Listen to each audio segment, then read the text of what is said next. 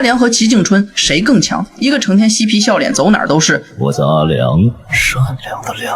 一个守着离珠洞天一方小镇，半生从未离开学堂。这两个人论谁更强，答案会让你意外。先说阿良，亚圣独子，天下第一剑修，走路带风，嘴上没个正形，但剑一出鞘，整个浩然天下没几个人敢硬接。用现在的话说，就是那种看着吊儿郎当，真出事却永远是第一个冲上去的人。再说齐静春，文圣嫡传，14境巅峰如修，几十年如一日，守着离珠洞天那一方小地方。外人看他平静内敛，但在我看来，他其实是全书里把自己压得最狠的一个人。这两个人从10几岁就认识了。阿良年轻时听说街头有个老秀才宣扬人性本恶，提剑就去讨说法，结果越聊越投缘，两人反倒成了挚友。这位老秀才就是后来的文圣，也是齐静春的师傅。那年阿良14岁，齐静春11岁，但他们俩之间有一件很有意思的事，他们各自拥有对方最渴望却没有的东西。齐静春向往阿良那种鲜衣怒马、快意恩仇的江湖洒脱，阿良欣赏的恰恰是齐静春身上温润如玉、没有半点江湖戾气的读书人气质。就像两个从小一起长大的朋友，一个羡慕另一个的自由，另一个却羡慕前者的稳重，他们仿佛是彼此的镜子。齐静春跟阿良说，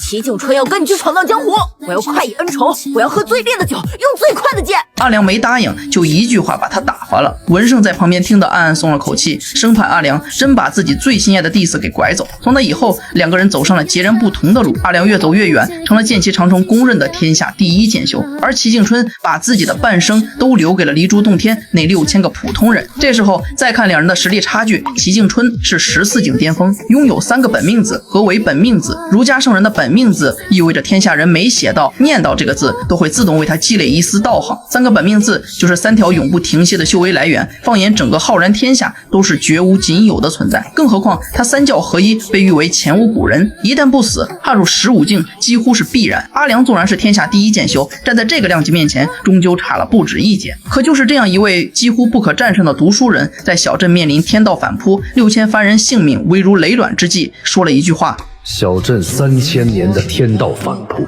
我齐静春一肩挑之。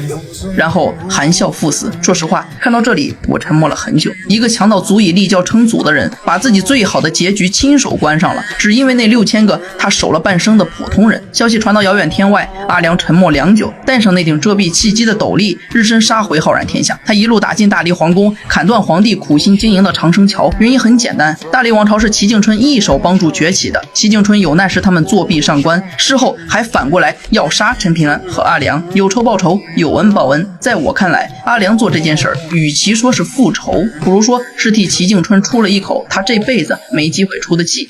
我这趟来大理还有一件事，就是要跟有钱人唠唠嗑。